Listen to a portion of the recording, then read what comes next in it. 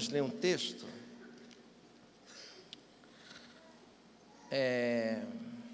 Efésios. Conhece? Efésios. Não tenho muita habilidade não, mas está aqui, achei marcado.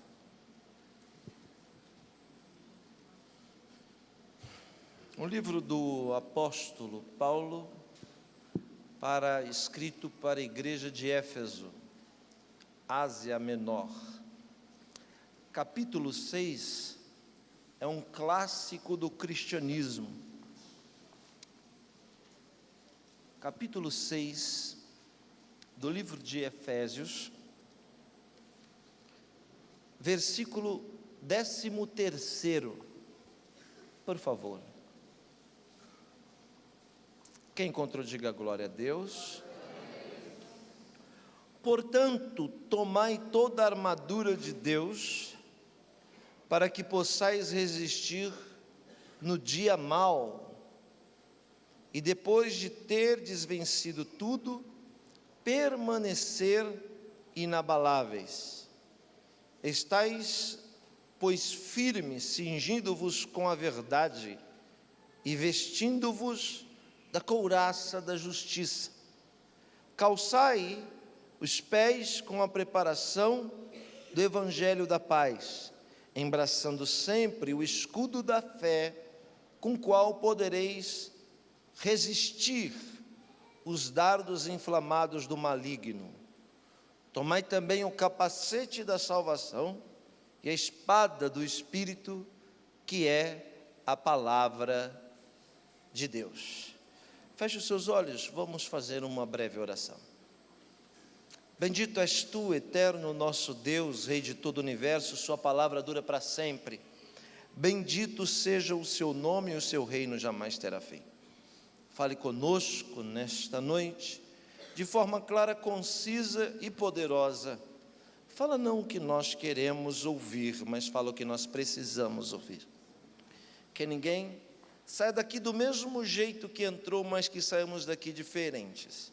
Por isso eu te peço, exorta, ensina e edifica. Fala conosco, Senhor, é o que nós te pedimos. E já te agradecemos. Em nome de Jesus, para a sua glória. Amém. Amém.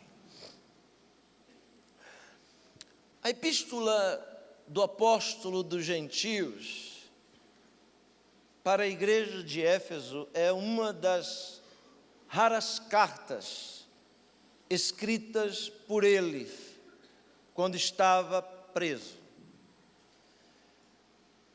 Em contrapartida, a carta doutrinária de Paulo, escrito à igreja de Éfeso, que há 2000 anos atrás era uma das maiores. Éfeso era um grande centro e uma das maiores igrejas do cristianismo primitivo se encontrava ali. Por causa da sua clausura, por causa de sua prisão, do seu aprisionamento, Paulo foi impedido de ir pregar em Éfeso. E essa clausura do apóstolo custou a carta, resultou na carta. Talvez se Paulo estivesse livre, nós não teríamos hoje esta carta. Nós temos essa carta hoje, pelo simples motivo dele não ter podido ir, e então ser forçado a escrever. A gente também não entende direito os propósitos de Deus, e porque muitas vezes o divino permite que venhamos por algum momento viver, experimentar algum tipo de clausura na nossa vida. Por quê? Porque existem coisas que nós só podemos realizar se estivermos aprisionados, sofrendo, humilhados, ultrajados. Se Paulo estivesse livre, ele ia subir na tribuna da igreja de Éfeso, pregar, e a gente nunca ia imaginar o que ele ia dizer. Como ele não podia ir, Deus cooperou, usou aquele mal da prisão para fazer o bem para nós aqui hoje. Tem algumas coisas na sua vida, na nossa, de um modo geral, que não estão dando certo agora. É porque se Deus tivesse deixado dar certo, se Deus tivesse deixado você livre, não ia ter o efeito que vai ter com você hoje preso. E aquele ditado cheio de verdade, que há males na vida, que vem para o bem, é porque tem coisas que a gente vai fazer no sofrimento e vai fazer melhor do que se estivesse livre. Alguém me entende? Porque uma oração numa cadeia é diferente de uma oração na rua. Porque uma lágrima para quem está aprisionado é diferente de uma lágrima de quem está livre. Porque a reverência de quem sofre é diferente da reverência de quem tudo vai bem. Então, o que Deus quer nos ensinar com essa circunstância, Deus quer de nós qualidade. A gente precisa aprender a ter qualidade sem a clausura. Enquanto você não aprender com esse sofrimento, Deus não te tira dele. E a história diz assim, que Paulo aprisionado conseguiu ver de dentro do cárcere o que ele não conseguia enxergar de fora.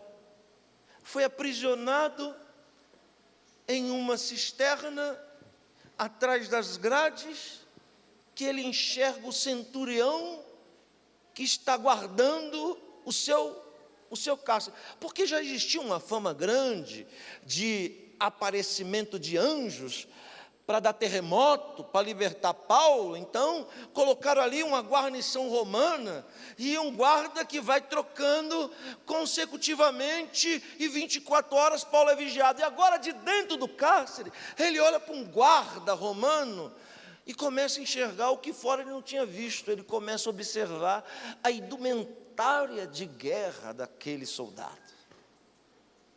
Ele vê que o soldado romano que está ali é muito mais do que um soldado, é um guerreiro, alguém preparado para a guerra. Alguém que está preparado para a guerra tem que ter um capacete. Alguém preparado para a guerra tem que ter uma couraça, tem que ter um escudo, tem que ter uma sandália, tem que ter uma espada. E ele começa a olhar para aquilo, e daquilo ele tira uma mensagem. Quando ele olha para o capacete, ele diz: capacete da fé, couraça da justiça, escudo da salvação. Aleluia! Deus quer mostrar a mim e a você coisas que a gente só vai conseguir enxergar na provação, na clausura. Porque de dentro da tempestade a gente pode enxergar coisas de quem está fora não consegue ver. Deus está permitindo isso na sua vida. Se você veio aqui hoje em busca de uma direção, de uma resposta, aí está ela. Deus está permitindo essa clausura, não é para o seu mal não, é para o seu bem, porque Deus quer lhe ensinar e fazer você enxergar coisas que fora você nunca ia enxergar e nem dar valor. Paulo me parece que está focado em uma visão de guerra. E é verdade, constantemente, durante nossa trajetória, durante nossa peregrinação, durante nossa passagem aqui neste mundo físico, enquanto estivermos presos nessa âncora de matéria, afundado nessa lama de mundo, enquanto estivermos aqui, a nossa vida sempre vai ser uma guerra. Você não está vendo, você não está tocando, você não está ouvindo, você não está percebendo, mas agora existe uma guerra aqui, uma batalha espiritual entre anjos e demônios para tentar roubar a mensagem. O diabo não quer roubar carro, não quer roubar casa, não quer roubar dinheiro, porque o diabo sabe que se ele roubar essas coisas, Deus vai te dar outra melhor. Então o que o diabo quer roubar? O diabo quer roubar a palavra, que a palavra é o poder para vencê-lo. Então existe uma guerra que nos cerca, e nós estamos e vamos e estaremos durante o período que estivermos aqui, sempre em batalha, sempre em guerra. Existe guerra de fora, existe guerra de dentro. As guerras estereótipas são até fáceis de lidar. Problema são as guerras de dentro, as indecisões, as incertezas, os temores, os medos. As guerras de dentro são as piores. Estamos no meio de uma guerra constante. Este é o mundo da guerra. Seja bem-vindo. Guerra faz parte da cultura humana.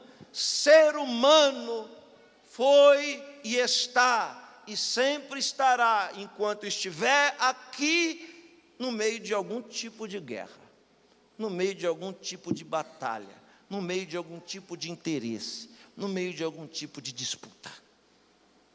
Nós estamos em guerra. E me parece que Deus, em algumas vezes, se intitula como Deus da guerra. Ele se chama Adonai Tsabaot. Adonai Tsabaot quer dizer o Senhor dos exércitos. É a visão de Isaías capítulo 6. Quando ele vê o Senhor, ele diz: Adonai Tsabaot, Melhol Haaretz Kavon.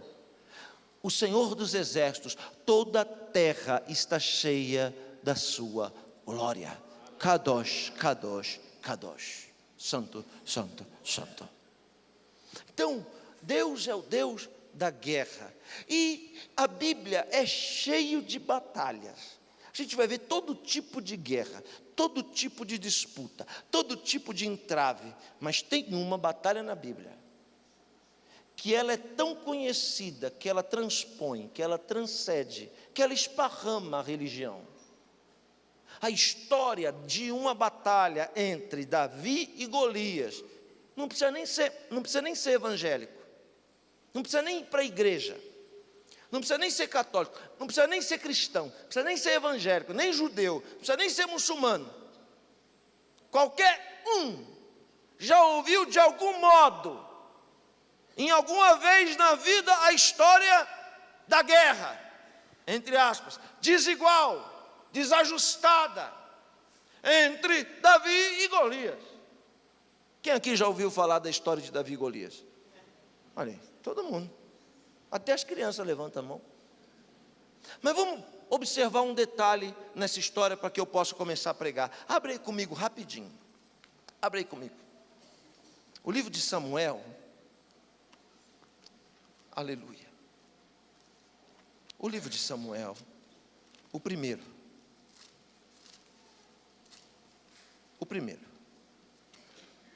livro de Samuel, capítulo 17.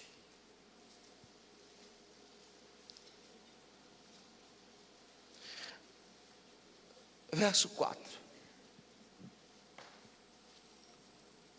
Então, saiu do arraial dos filisteus um homem guerreiro, cujo nome era Golias, de Gate, da altura de 6 côvados e 1 palmo. Olhe para mim, 6 côvados, 1 palmo, 3,10 metros, altura. Trazia na cabeça um capacete. Por que um capacete? Porque era guerreiro. Não existe guerreiro sem capacete. Se alguém vê algum guerreiro sem capacete, é alguém que está pensando que é guerreiro, mas não é, porque está vulnerável e despreparado para a guerra. Olhe para mim, fica com o dedo. Para que serve o capacete? Para proteger a cabeça. Então, ninguém pode entrar numa guerra se a sua mente não estiver blindada. Gente com cabeça fraca e despreparada não pode entrar na guerra. se qualquer papo furado, se qualquer seta, se qualquer assunto entra na sua mente, então está fadado a perder essa guerra. Alguém que entra na guerra para vencer, tem que ter capacete para blindar a sua mente. Golias é um guerreiro que possui um capacete, não é o dos menores não, grande. Golias é um guerreiro que tem na cabeça um capacete, não é de plástico nem de ferro, bronze, polido, brilhoso, cor de ouro. E vestia uma couraça de escama, cujo peso era 5.000 ciclos de bronze. Trazia caneleira de bronze na perna e um dardo de bronze entre os ombros. E a haste da sua lança era como o eixo de um tecelão. E a ponta da lança de 600 ciclos de ferro. E diante dele ia o escudeiro. Agora, olha o que a Bíblia diz, vira a página e lê assim. Veja o versículo 38 de 17. Diz assim: Saul vestiu a Davi da sua armadura e lhe pôs sobre a cabeça um capacete de bronze e o vestiu de uma couraça. Davi cingiu a espada sobre a armadura e experimentou andar, pois jamais o havia usado. Então disse Davi a Saul: não posso andar com isso, pois nunca usei. E Davi tirou aquilo de sobre si. Olhe para cá. Em uma guerra de 3.000 anos atrás, ela poderia ser disputada de duas formas. Primeiro, o embate direto entre as tropas.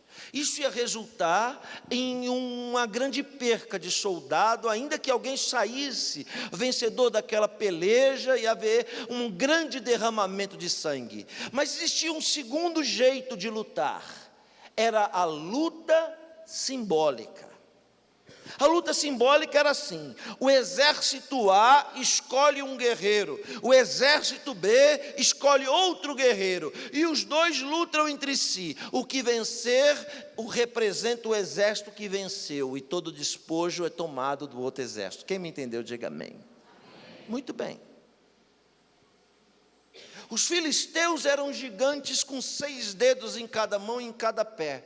Foi a pedra de tropeço durante séculos para Israel. O único povo que Israel não conseguiu tirar em 100 anos de Canaã foram os filisteus. E esses filisteus eram chamados também de bárbaro. Bárbaro é um povo que não tem regra, que não tem ética, que não tem lei, que se der fome come cobra, come gente, come o que der, faz o que der, que não tem medo de nada. Isso é bárbaro. E os filisteus são bárbaros. Os filisteus tinham um gigante guerreiro, famoso. Golias tem uma grande fama, que ele construiu através das vitórias simbólicas que ele trouxe para os filisteus. Golias tem uma história. Ele é um guerreiro famoso, preste atenção. Pode ser que nunca ninguém tenha visto Golias, mas de alguma forma alguém já tinha ouvido falar de Golias. Por quê? Porque a fama de Golias ia na frente dele, ia adiante dele. Quem está me ouvindo, diga amém. Então, só de falar de Golias, as pessoas já tremiam, mesmo sem nunca ter visto Golias. E essa fama foi construída através das conquistas que aquele gigante filisteu teve. Ele tinha um escudo, um capacete, uma couraça de bronze. Alguém poderia dizer hoje assim: nossa, mas como Golias ostenta, né, pessoal?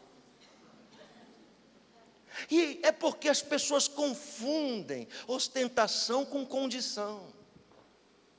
Golias não está ostentando, Golias pode. quem ostenta, não pode. Quem tem condição, pode. Não confunda as coisas. Ele pode ter um capacete, um escudo e uma couraça de bronze, sabe por quê? Porque ele tem uma história. E quem não tem história, não pode falar de quem tem história. Aleluia. A nossa história vai na nossa frente. As pessoas vão saber quem somos nós, mesmo sem nos conhecer. Não nos conhece, mas de alguma forma já ouviu falar da história que Deus escreveu na nossa vida. Golias não é qualquer um, não é um perereca que está iniciando, não. Nós estamos falando de um veterano acostumado a ganhar. Nós estamos falando de alguém que é preparado para a guerra. Não, despreparado não pode ir. Durante 40 dias, Golias deu uivo, ou melhor, rugidos de leão dentro do arraial de Israel. E olha só o que a Bíblia diz, que Golias possuía escudeiro. Quem são os escudeiros? Eu lhe explico, os escudeiros são os discípulos do guerreiro. Os escudeiros são aqueles que carregam o escudo. Como o escudo tem que ter, preste atenção, o tamanho do guerreiro. O escudo tem que ter o tamanho do guerreiro. Quer dizer, que se Golias tem 3,10 de altura, o escudo de Golias era enorme.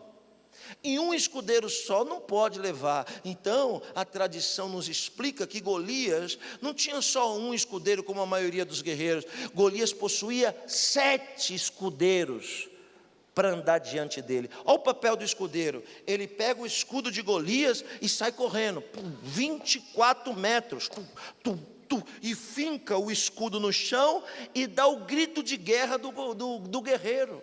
Ele tem que andar igual, ele tem que falar igual, ele tem que ter o timbre de voz igual. Então, se Golias tem um rugido de um leão na sua voz, os escudeiros todos têm que ter também, para quando as pessoas olhar para o escudeiro, não está vendo Golias, mas está pressentindo a chegada da tempestade que está para vir. Sabe como é que é o nome disso? O nome disso é propaganda. E nesse caso, não é enganosa. Não pode ser. Porque se vê um monte de gente carregando um escudo de 3 metros de altura, quando finca, aparece um anão dizendo: Pai do Senhor, irmão, Pai do Senhor. Não pode ser. Não pode ser. Então, quando aparece aquele escudo enorme, um cutuca o outro e diz: pode preparar que lá vem chumbo grosso. Se esse rugido que esses meninos estão dando, é porque quem está vindo é grande. Preste atenção. Ouça bem o que eu vou lhe dizer. Todo guerreiro tinha uma epígrafe desenhada no escudo, e um desenho do Deus que andava com ele. Sabe o que tinha no escudo de Golias? O desenho do Deus dele, o Deus Dagom. No escudo de Golias tinha um Deus que a metade era homem e a outra metade era um peixe. E quando o escudeiro chegava, que ele dava o grito de guerra e fincava o escudo, a primeira coisa que as pessoas via era o Deus Dagom, que ia na frente de Golias. Escudeiro também é chamado na Bíblia de mensageiro. E mensageiro, preste atenção, é traduzido na língua hebraica de malach. Malach é uma palavra de duplo sentido, duplo significado. Por quê? Porque malach pode ser mensageiro e malach pode ser anjo. Ao anjo da igreja diz o Senhor. Então, aquele moço que carrega o escudo também é considerado um anjo. E agora eu entendo. Agora eu entendo por quê que Deus diz: Eis que vou adiante de vós, eis que coloquei um anjo que vai na sua frente, e ele vai na sua frente, tirando as intempéries do seu caminho. Eu vou lhe dizer, recebe o que eu vou falar agora. Nessa guerra que você está, você não está só. Deus colocou um anjo que vai na frente.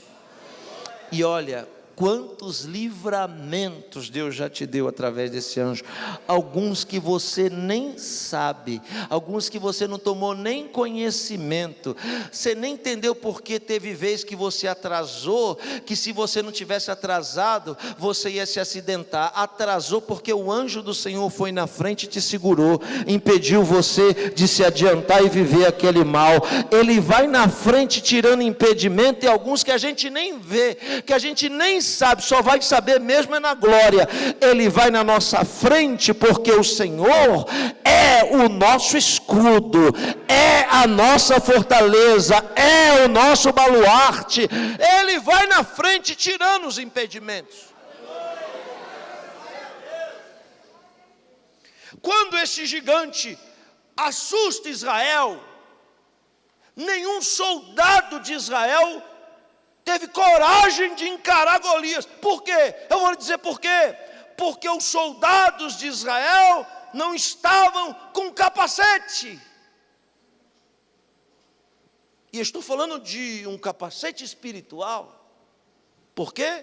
Eles podiam até estar com o capacete na cabeça, mas quando Golias gritava, não tem homem aí para lutar comigo, todo mundo abaixava a cabeça e ficava com medo.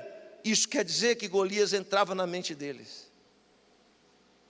Estava ganhando a peleja na pressão psicológica, no papo. Estava vencendo a peleja sem pelejar. E você vai entender a parábola que vou lhe dizer. Ninguém ganha jogo antes do jogo. Se tem uma arma que Satanás usa, é da pressão na cabeça de quem é fraco. A Bíblia diz que ele ruge como um leão, só que ele é um cachorro vira-lata banguelo da cabeça rachada. Leão só tem um, eu só conheço um, ele é o leão da tribo de Judá, esse sim é leão. Mas o gigante fica rugindo como leão, ganhando no grito. Está com medo do quê, meu amigo? O Senhor te trouxe aqui hoje, minha irmã, para ter uma conversa de perto com você e lhe dizer, mas peraí, por que você está com medo? Nem lutou, já está dizendo que vai perder. Ah, pastor, mas é porque o desafio é muito grande, é porque é muita areia para o meu caminhão, é porque já está recuando, só porque Golias está gritando, já entrou na sua mente, sem você tentar. Deus está lhe dizendo que hoje, agora, Ele vai colocar um capacete na sua mente, e aleluia, o que vão falar, deixar de dizer, o que vai achar, seja qual for a pressão psicológica que você estiver vivendo, a partir de agora essa pressão não vai ter mais efeito, nenhum efeito mais, porque não vai entrar mais os dados inflamados na sua mente. Ora, quem é que tinha que lutar com Golias? Saul. Por quê? Porque Saul tinha escudo, Saul tinha couraça. E Saul era o rei de Israel. Saul tinha um escudo também. E no escudo de Saul, eu sei que tinha lá. No escudo de Saul, tinha um epígrafe, um desenho. Um lobo. No escudo de Saul tinha um lobo despedaçando a presa. E embaixo estava escrito: Saul de Melech Ben Yamin. Sabe o que é isso? No escudo de Saul estava escrito: eu sou o rei Saul, da tribo de Benjamim. Por que o escudo de Saul tem um lobo despedaçando a presa? Sabe por quê?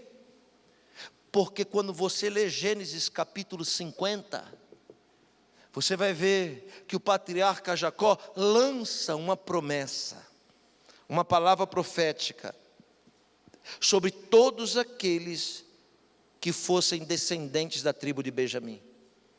E lá, quando Jacó vai abençoar os da tribo de Benjamim, ele diz: Benjamim será lobo que despedaça. O que isso quer dizer, pastor? Isso quer dizer que Jacó entregou uma bênção para os da tribo de Benjamim, dizendo: vocês vão caçar e vão encontrar presa, e vão despedaçar a presa. Tudo que vocês forem fazer vai dar certo. Vocês são lobos selvagens que nunca terão medo de nada.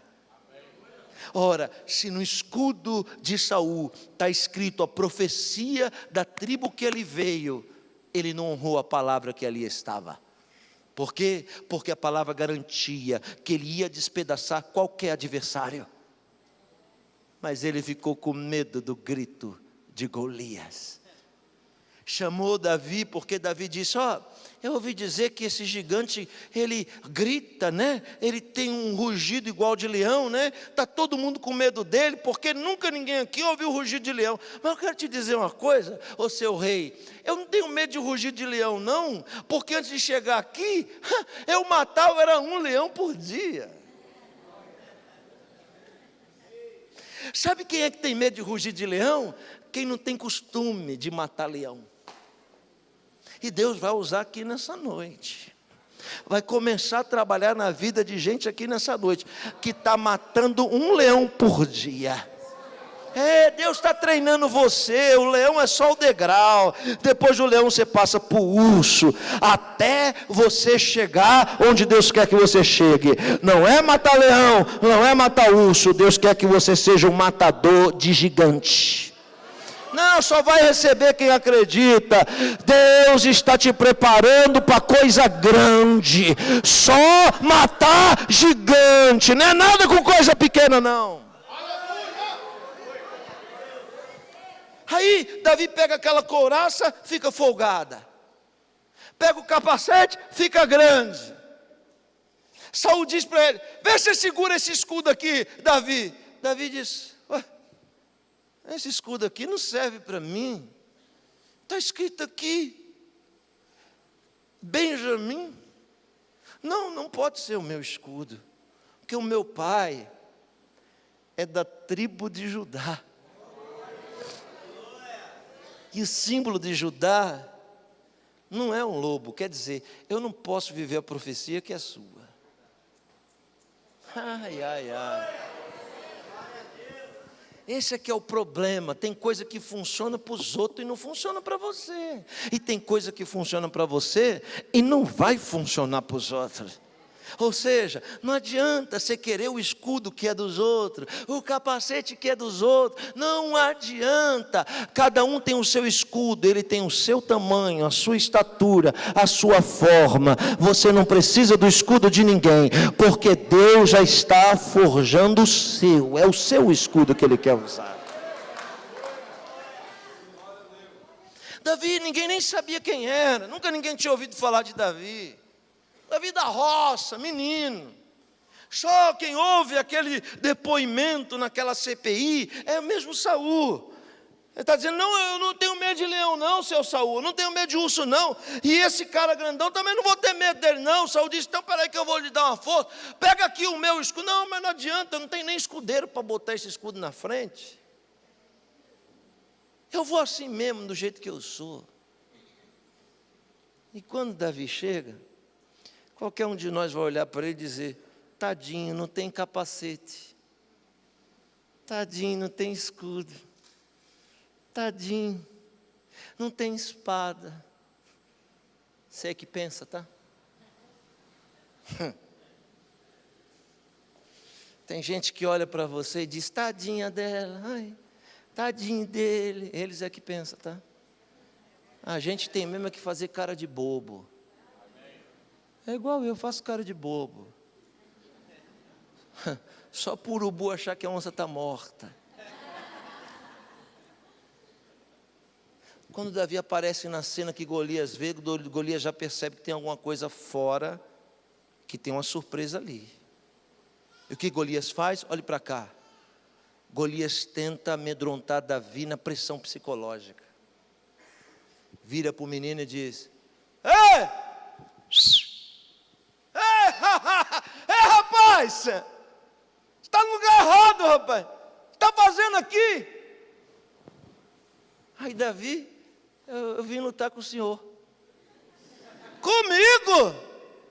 Não, você é iniciante, rapaz. Deixa eu puxar minha capivara para você ver. Puxa o currículo.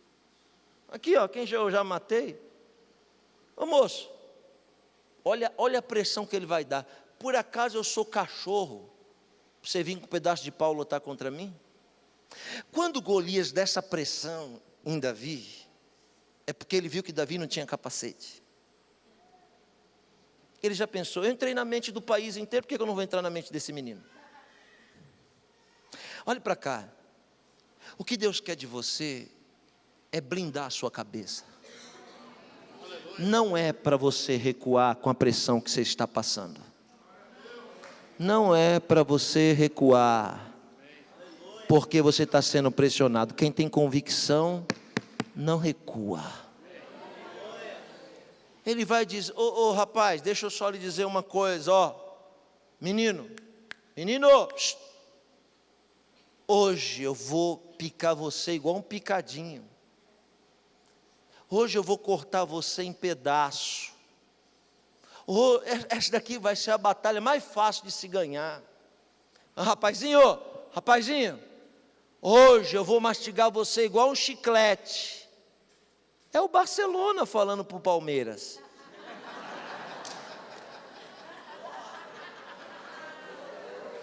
A gente se treme todo, diz: meu Deus do céu, dá até dor de barriga. Ele tenta ganhar na conversa, diz: ó, hoje eu vou cortar você, hoje eu vou arrebentar você. Olha o tamanho do meu escudo aí, 3,10 metros de altura. Olha quem está lá, é Dagon. A glória hoje vai ser desse Dagon aqui, ó. Hoje eu vou arrebentar você, hoje eu acabo com você. E Davi quietinho, olhando para ele, com um capim no canto da boca. Você não vai falar nada, não? Você entendeu o que eu estou falando? Não, né? Na hora da guerra, na hora da batalha, você tem que deixar o cachorro latir primeiro. Não é assim que está acontecendo? Aquele ímpio lá, filho de Belial, que está se levantando contra você, metendo uma pressão em cima de você, dizendo isso, falando aquilo. Sabe o que Deus está mandando ele dizer? Se cala, deixa o cachorro latir sozinho. Aleluia.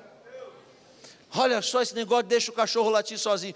Uma vez eu fui pregar no Nordeste, um irmão lá do Nordeste disse que o sonho dele era me ver aquela coisa toda e tal. Aí eu falei para o secretário: pega o endereço que eu vou lá na casa dele. Aí eu fui lá na casa dele, verdade. Quando cheguei lá tinha um cachorro. O cachorro não parava de latir um minuto. E aí a gente entrou para dentro de casa para tomar café, ele fechou a porta, o cachorro ficou arranhando a porta, latindo, me incomodou aquilo. Eu disse: rapaz, não dá para dar um tapa na orelha desse cachorro, não, rapaz. Não dá para esse cachorro calar a boca, não. Bicho não para. Por que esse cachorro está latindo? Aí ele me disse: sabe por quê? Ele está latindo porque ele quer entrar para dentro de casa. Antes do senhor chegar, a porta era aberta para ele, ele entrava e saía a hora que ele queria. Agora que o senhor chegou, eu não estou mais deixando ele entrar. Aí ele me disse assim: mas não liga não, pastor, porque cachorro late só. Acho que vocês estão pensando, né? Deixa eu tentar explicar. Tem um cachorro latindo na tua vida, mas é porque ele quer entrar em lugares que Deus fechou a porta para ele não entrar mais.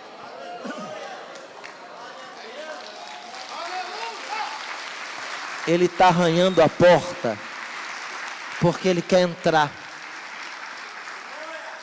E Deus está lhe dizendo: cachorro late só. Não dê ouvido para o latido desse cachorro. Você está muito preocupada e preocupado com o que esse cachorro está latindo. Deus está lhe dizendo: eu que fechei essa porta. Ele não vai entrar mais, por isso que ele está latindo. Quem está entendendo o que eu estou falando? Golias latiu, e Davi ficou quieto. Depois que ele cansou de falar, porque o cachorro uma hora cansa, tá? Vai por mim. Ele fica falando 1 mês, 2 semanas, 15 dias, 10 dias. Deixa falar. Uma hora ele cansa. Estou pregando em parábola. Quando Golias tentou de todo jeito entrar naquela mente, ele não estava vendo, mas aquela mente tinha um capacete. E aquele capacete foi Deus que colocou nele.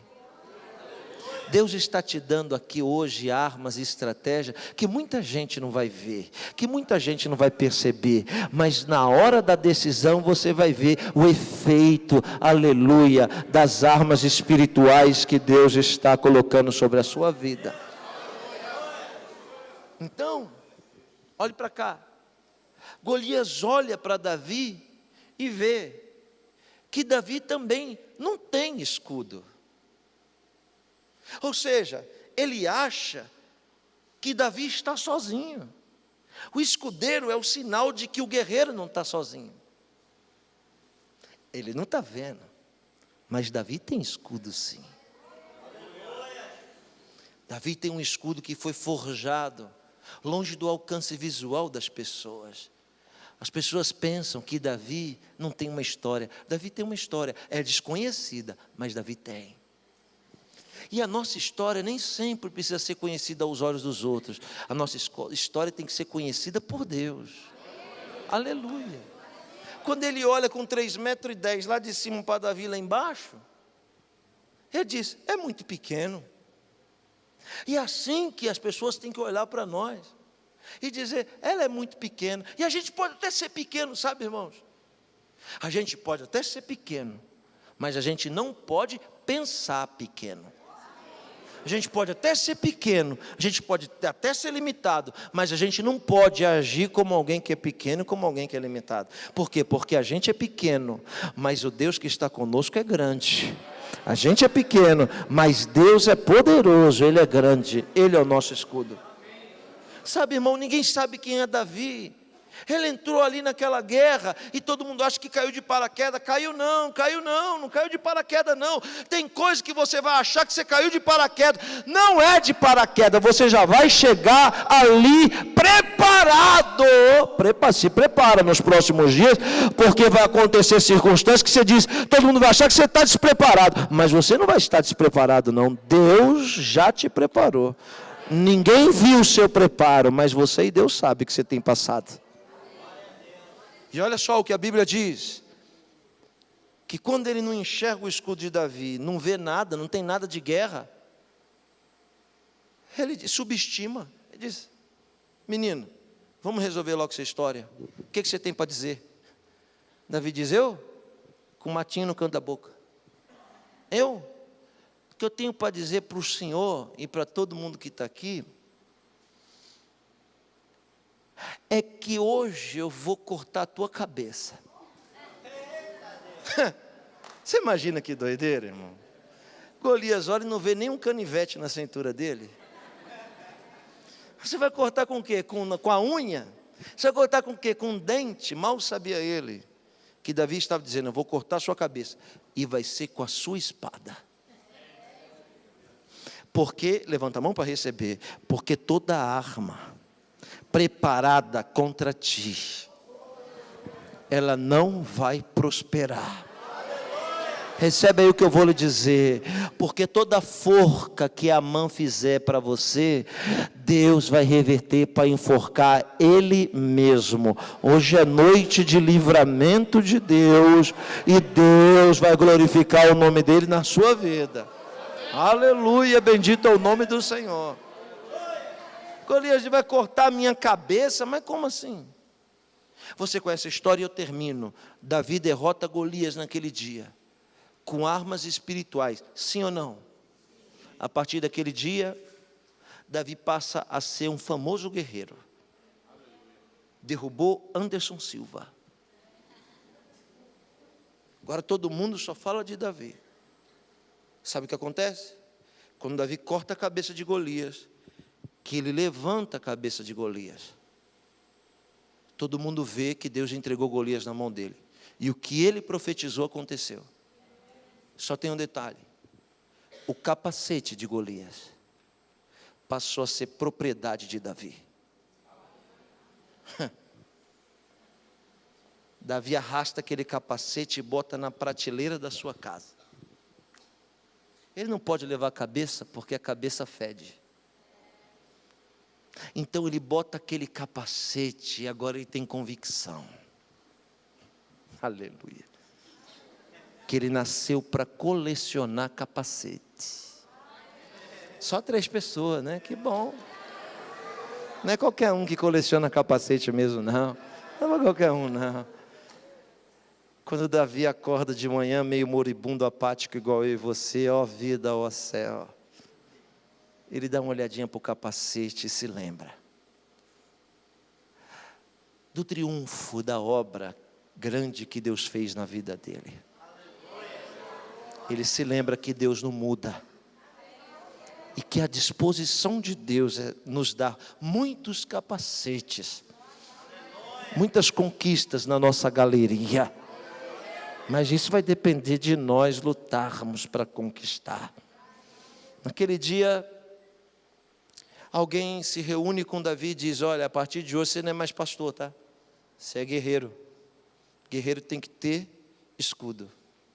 Davi vai falar para Deus: mas o escudo é a representação da proteção de Deus na vida do guerreiro. Então, o que eu vou colocar no meu escudo? Qual o emblema? O que eu vou escrever no meu escudo? O que eu vou colocar lá? Já sei, eu vou colocar o nome da tribo do meu pai, um leão. E sabe o que os sábios judeus nos ensinam?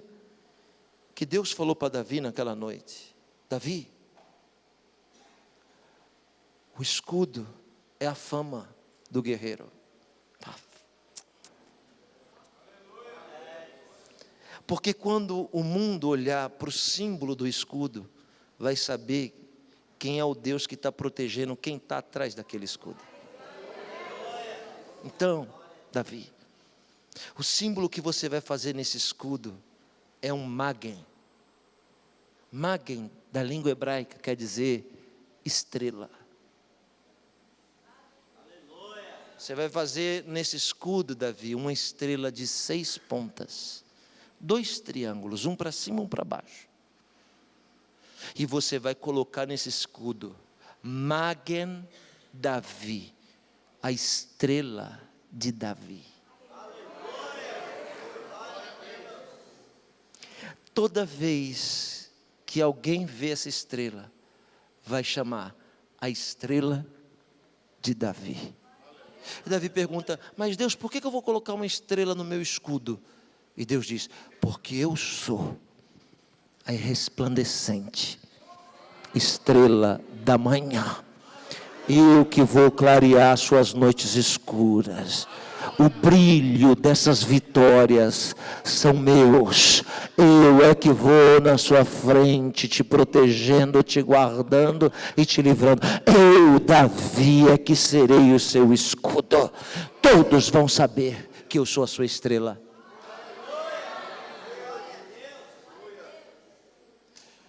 Deus te chamou hoje aqui para lhe dizer assim: você está numa guerra. Isso não quer dizer que você vai perder. Pelo contrário, poderia até estar perdendo, mas vai reverter essa batalha hoje, porque o reforço de Deus está chegando para você. Estava perdendo por 2 coisas. Primeiro, porque estava lhe faltando o capacete. Estava perdendo aqui, ó, no psicológico. Hoje Deus está blindando a sua mente. Recebe o que eu vou dizer. Cachorro late só. Deixa falar o que quiser falar. Não se deixe influenciar pelo que Golias está falando, pela pressão que você está passando. Não dê ouvidos para o que o teu adversário fala. Dê ouvidos para aquilo que Deus está dizendo aqui nessa noite. Estava lhe faltando duas coisas, por isso que você estava perdendo essa peleja. Estava lhe faltando o escudo e estava lhe faltando o capacete. Deus hoje está lhe dando um capacete e Deus hoje está lhe dando um escudo. E você vai sair daqui hoje, quinta-feira, e até semana que vem, todo o território que você perdeu para o avanço do seu adversário, você vai voltar a conquistar de novo. Todos os territórios que foram perdidos serão reconquistados de novo.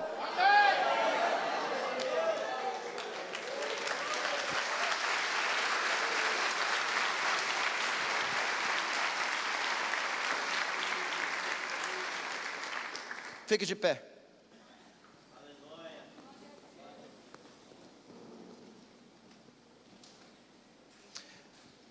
Não cobice o capacete dos outros e nem o escudo dos outros. O escudo de Saul não serve para você, o capacete de Saul não serve para você. Você tem o seu. Deus está lhe dando hoje aqui. Deus está colocando escudeiros na sua vida. Deus está pondo um anjo, está indo na frente, lá naquele processo, lá naquela disputa, lá naquele embate, lá naquele médico, lá naquela história mal resolvida que você sabe do que está falando. Feche os seus olhos. Pode até ser pequeno, mas quem está com você é grande. Grave essas palavras. Não se intimide pelo que você está vendo. Não tenha medo do que os seus olhos estão te mostrando. A Bíblia diz que Eliseu foi cercado por um grande exército.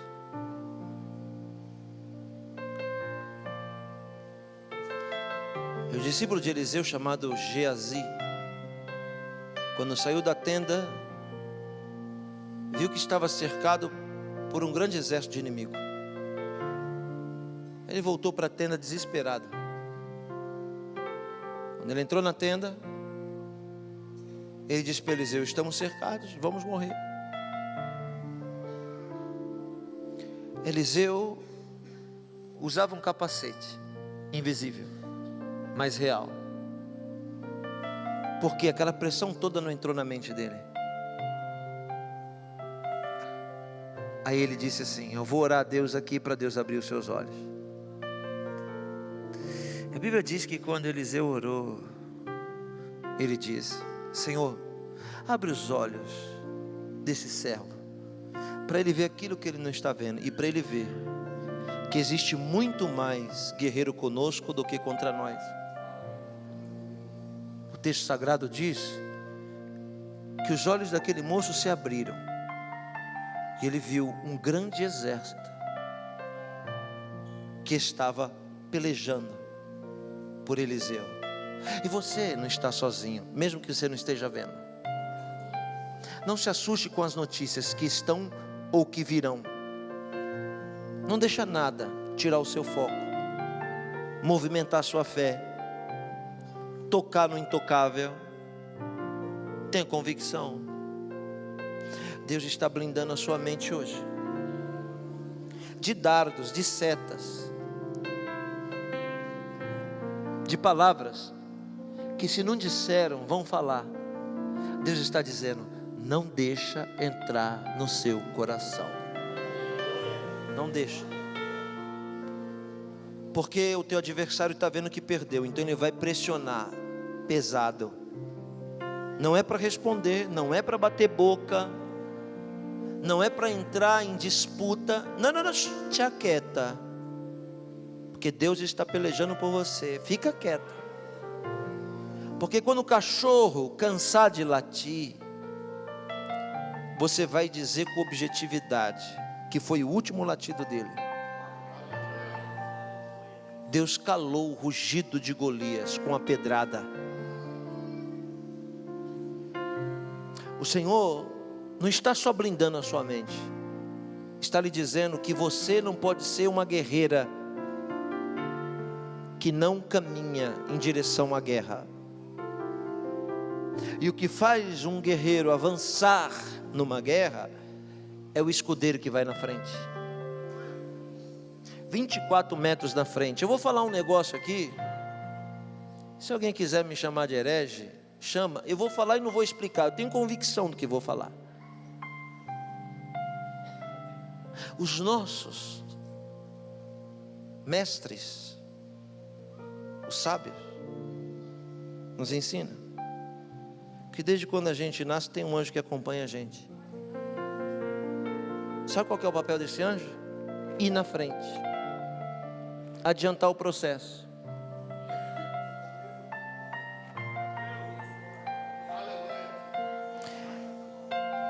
E as pessoas que têm afinidade com essa conexão, tudo que vai acontecer 24 horas antes, o Senhor faz a pessoa saber. Isso não é premonição não. Não é não. Não é premonição.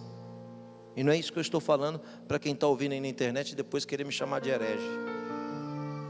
Estou dizendo que Amós 3:8 diz: e Deus não permitirá que aconteça coisa alguma sem antes revelar aos seus servos os profetas. Não entendeu?